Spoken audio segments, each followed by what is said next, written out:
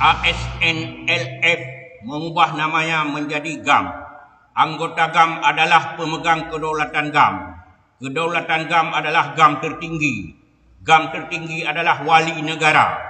Saya, Tuanku Rusdi Ramli Suung, adalah wali negara, yaitu Sultan Kesultanan Aceh.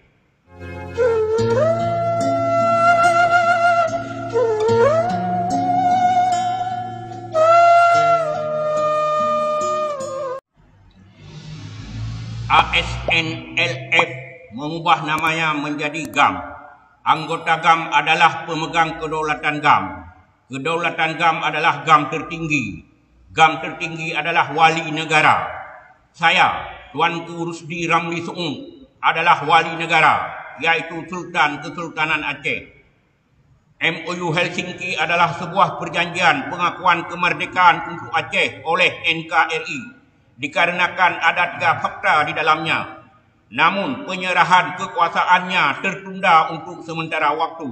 Dikarenakan wali negara telah wafat dan Perdana Menterinya sudah sangat euforia sehingga terlupakan akan tujuannya GAM yang sebenarnya, dan telah terjatuhlah mereka ke dalam jurang pro NKRI, yaitu merelakan Aceh sebagai provinsi.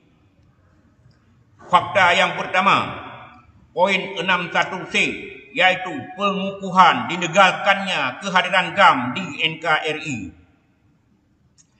GAM diperbolehkan membuka markasnya dan beraktivitas ekspresi presentasi dengan non-militer yang sepenuhnya di wilayah Aceh, yaitu anggota GAM jangan sekali-kali bersuara pro NKRI, yaitu merelakan Aceh sebagai provinsi. Akan tetapi, anggota GAM diwajibkan senantiasa bersuara terus-menerus memperjuangkan merdeka atau referendum dengan non-militer. Fakta yang kedua, poin 21 sub 1 dan 3, NKRI diwajibkan menyelenggarakan referendum untuk Aceh. Agar supaya NKRI tidak dicap sebagai pengkhianat ingkar janji oleh Uni Eropah, yang mana nantinya dapat dipastikan yang bahwasanya Uni Eropah akan memberikan penaltinya, hukumannya kepada NKRI.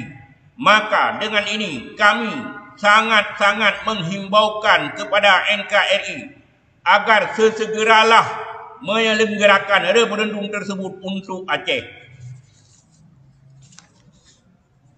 Fakta yang ketiga, poin 112B C D yang menyatakan semua peraturan perundang-undangan NKRI tanpa kecuali tidak berlaku di Aceh sebelum adanya persetujuan dari DPRA. Ini bermakna Kanun Aceh diperbolehkan mengabaikan semua peraturan perundang-undangan NKRI kecuali dalam hal 6 bidang saja.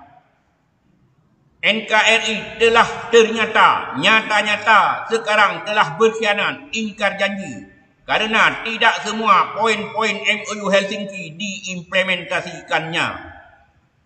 Kami sangat-sangat mengharapkan, sangat-sangat menghimbaukan kepada ASNLF, Aceh Sumatera National Liberation Front, untuk memperjuangkan merdeka atau referendum dengan berlandaskan MOU Helsinki.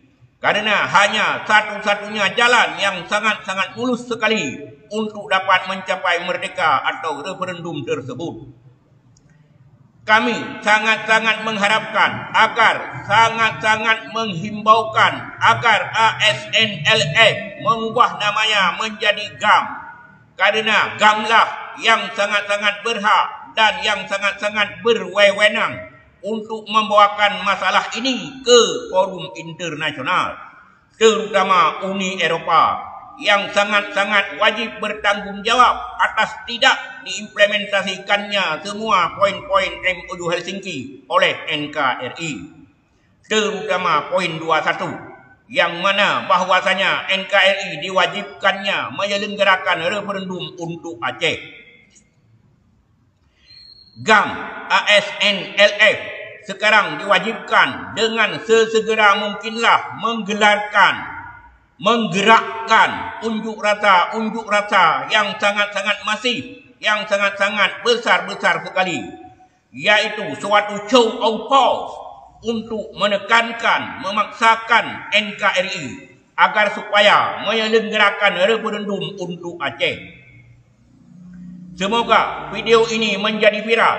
Ada YouTuber dan televisi yang akan mewawancarai saya sebagai wali negara GAM, yaitu Sultan Kesultanan Aceh, untuk menjadi narasumbernya.